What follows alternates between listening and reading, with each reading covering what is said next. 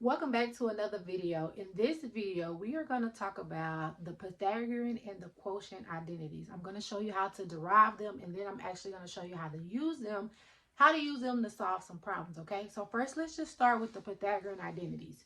So now there are actually three Pythagorean identities, and I'm going to show you where they come from, okay? So first of all, let's just go back to the idea that x squared plus y squared equal r squared. So if you can recall, when we first defined the six trigonometric functions, we started with an angle that was in standard position, and we picked a point x, y on the terminal side of that angle. And then we created a right triangle, and we called the distance from the origin to that point r. And we said that we could use the fact that this is a right triangle to figure out what r is. And we used the Pythagorean theorem. And the Pythagorean theorem says a squared plus b squared equals c squared. And this is our a, this is our b, and r is our c. So that's where this x squared plus y squared equal r squared come from, okay?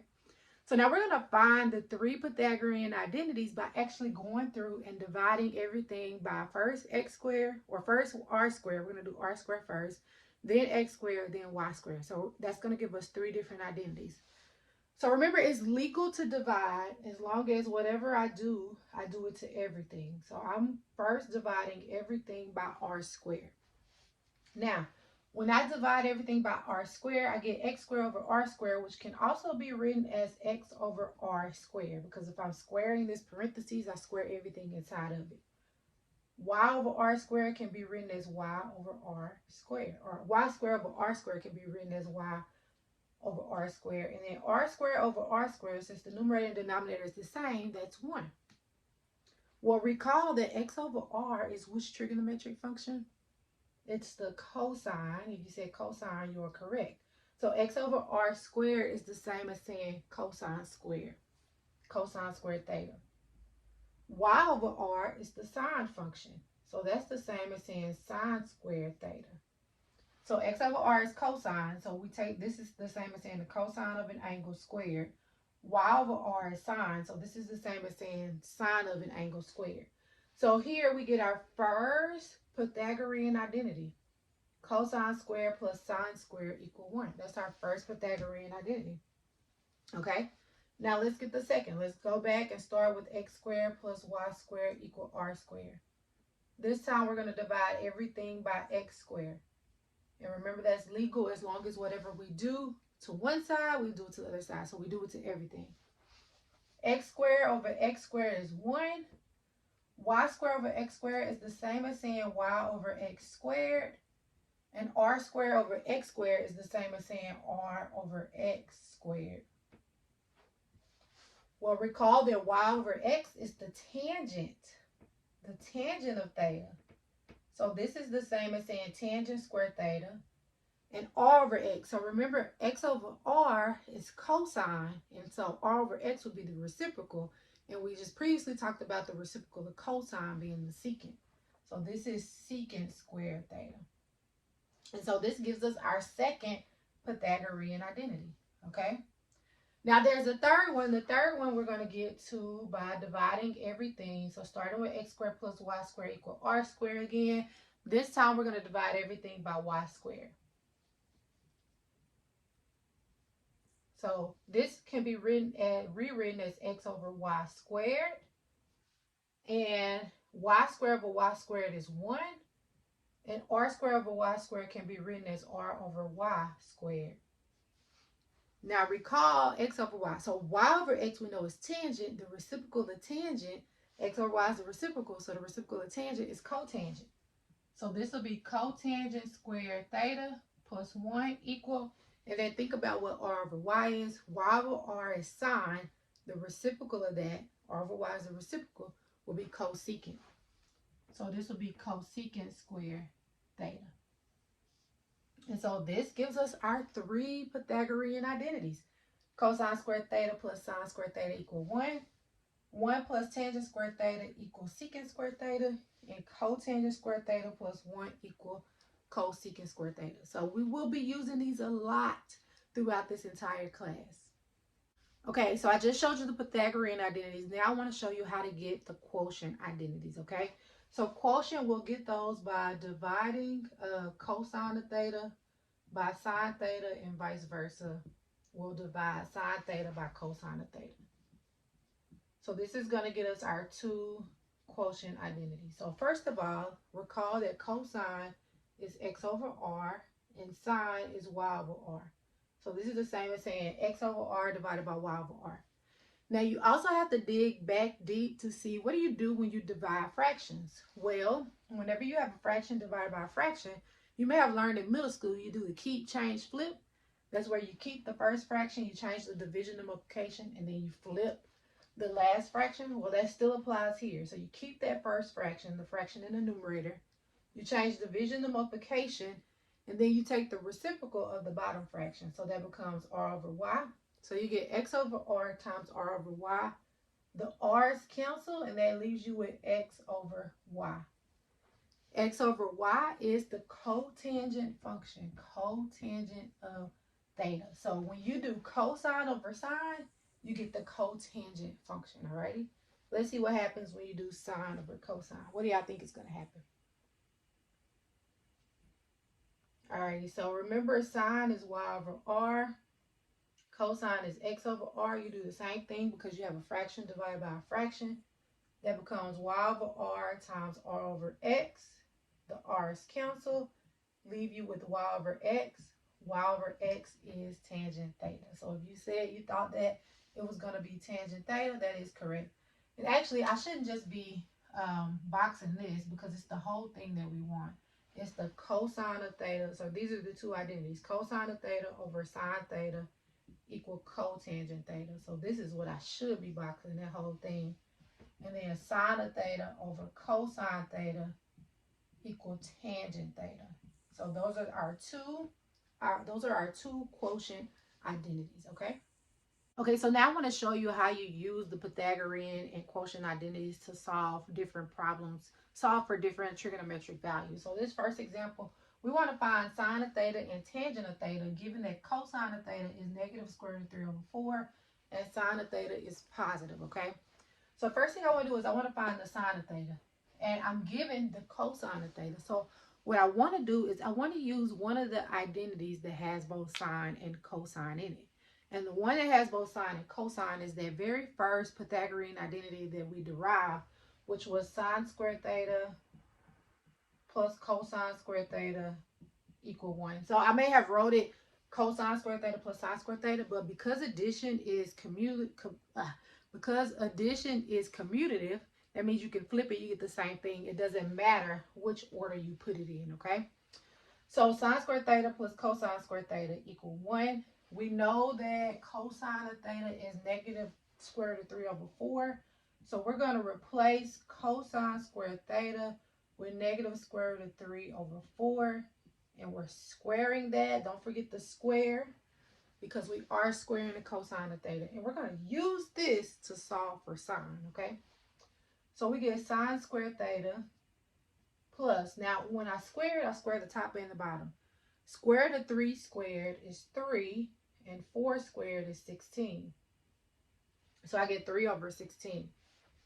And I want to solve for sine, so I'm going to move this 3 over 16 to the other side by subtracting 3/16 from both sides. So now I get sine squared theta equal 1 minus 3 over 16. And if you subtract that, you have to find a common denominator. The common denominator will be 16. So 1 is 16 over 16. So let me just go ahead and write that over here to the side for you. So 16 over 16 is 1 minus 3 over 16. That gives you 13 over 16. So we get sine squared theta equal 13 over 16. And now in order to solve for sine, we have to get rid of the square. And you get rid of the square by taking the square root of both sides. Anytime you take the square root, you have to take the positive and negative square root. So the square and the square cancel, you get sine of theta equal plus or minus square root of 13 over 16. I'm going to write this out. That is broken down to plus or minus square root of 13 over square root of 16. And that's broken down to plus or minus square root of 13 over 4.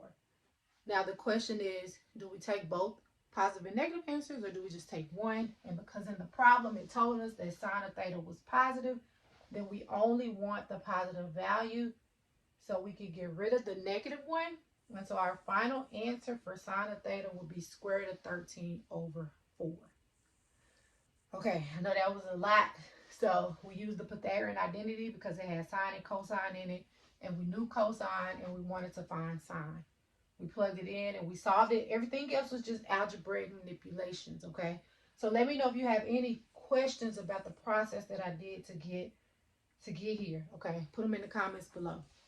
Now there's another part to this problem. The second part is we need to find the tangent. So this time I want to use one of those problems that has tangent in it, but also has something else that I know. So we have that second Pythagorean identity that has tangent in it, but it also has secant in it. And I don't want to have to go through the process of finding secant, because there's that quotient identity that we have that tells us that the tangent of theta is equal to sine of theta over cosine of theta. Or it's written vice versa. It's written sine over cosine is equal to tangent, but you can flip the equal signs around. So tangent of theta is equal to sine of theta over cosine of theta. This will be a much easier process. We could still use that other Pythagorean identity. It would just give us extra work. But this one we already know sine. We know that sine is the square root of 13 over 4. And we also know the cosine is negative square root of 3 over 4. And so we end up with a fraction over a fraction, which becomes the keep, or we use the keep change flip. So the square root of 13 over 4 times 4 over the negative square root of 3. The 4's cancel. You get the square root of 13 over negative square root of 3. Now remember, we can't leave, so that negative comes in front, and we can't leave that square root of 3 in the denominator. So we have to rationalize the denominator by multiplying top and bottom by the square root of 3, okay? So you would multiply square root of 13 times square root of 3. You just basically multiply those together and you get 39, and then the square root of 3 times square root of 3 is 3. So you get negative square root of 39 over 3 as your answer. That's what tangent of theta is equal to. All right, so take a look through that and let me know if you have any questions about what we did. So I used the quotient identity, the fact that tangent of theta is sine over cosine. We found out what the sine is. We knew what the cosine was, and so we just plugged those in. And again, the rest was algebraic manipulation. So let me know if you have any questions whatsoever about any of these problems or about the identities, how we got them. You don't have to really know how we got them, but it's good to know how we got them, because then if you can't remember the identities, you can always go back and derive them, alrighty? So let me know if you have any questions about the identities or about how we use them. Again, you can put them in the comments. You can also send me a personal email, and I do my best to respond to anything I get. So for this last example, we want to find sine of theta and cosine of theta, given that tangent of theta is equal to 4/3 and that theta is in quadrant 3, okay? So we need to find two different things, sine and cosine. And we want to think about the identities that we know and which ones we can use to get where we want. So we know about the quotient identity that says tangent is equal to sine over cosine, but we couldn't use that because there are two unknowns. There are two unknowns. You can only solve if there is one unknown, okay? So if we think about what else we know, what other identity has tangent in it, one of those Pythagorean identities have tangent in it. The one that says 1 plus tangent squared theta equals secant squared theta. Now, it doesn't have sine or cosine in it, but we know that secant is the reciprocal of cosine. So if I could use that to solve for secant, then I could easily find cosine by just taking the reciprocal of it. So we know that tangent is 4/3. So we're going to replace tangent with 4/3. And then we are just going to solve it. 4/3 squared is 16/9. And then we need to add those. You need to get a common denominator. It's going to be 9/9 plus 16/9. Well, that's 25/9. So you get 25/9 is equal to secant squared theta. All right. In order to solve for secant, you're going to take the square root of both sides. And remember, whenever you take the square root, you take the positive and negative square root. Square root of 25 is 5. Square root of 9 is 3. So you get positive and negative 3. The square and the square root cancel. And you're left with secant theta on the right side. Now, you have to figure out is secant positive or negative, and you have to use what's given to determine that. So secant or theta is in the third quadrant. And so if you think about quadrant 3, in quadrant 3, both x and y are negative. And secant is the reciprocal of cosine. Cosine is x over r. Remember, r is always positive. So x over r will be a negative over a positive, which is a negative. If you flip that, remember, the reciprocal functions have the same sign. So if cosine is negative, secant is also negative. So that means we only want the negative answer, negative 5/3.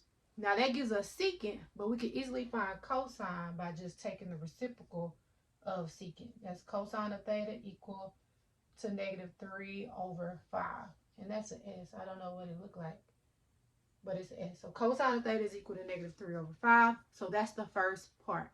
Now, the last thing we need to do is find sine of theta. And so we want to use one of the identities that have sine and cosine in it.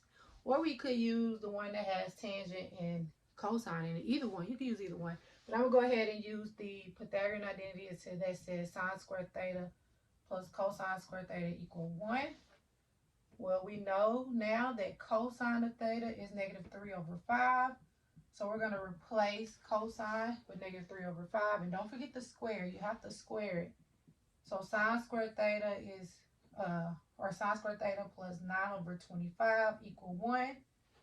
Subtract 9/25 from both sides. Sine squared theta is equal to 1 minus 9/25. So you have to find a common denominator, which is going to be 25/25. So 25 minus 9 is 16. So that gives you 16/25. So just showing y'all how I'm getting this with the fractions. And so now in order to solve for sine, you have to take the square root of both sides. So sine of theta, and remember you take the positive and negative square root.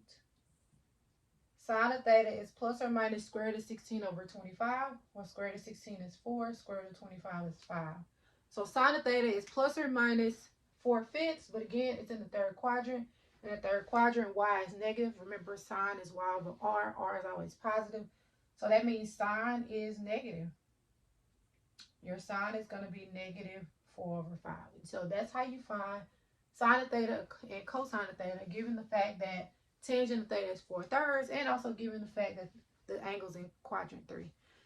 Where the angle is important because that helps you to choose between those positive and negative values. Alrighty. Now, if you have any questions whatsoever about the identities or about this problem or the first example that we did, please don't hesitate to comment. Put the question in the comments or send me a personal email. If this video helped you at all in any way, please hit the like button. And if you haven't already and you're interested, go ahead and subscribe to the channel. Thanks for watching, and I will see you all in the next video.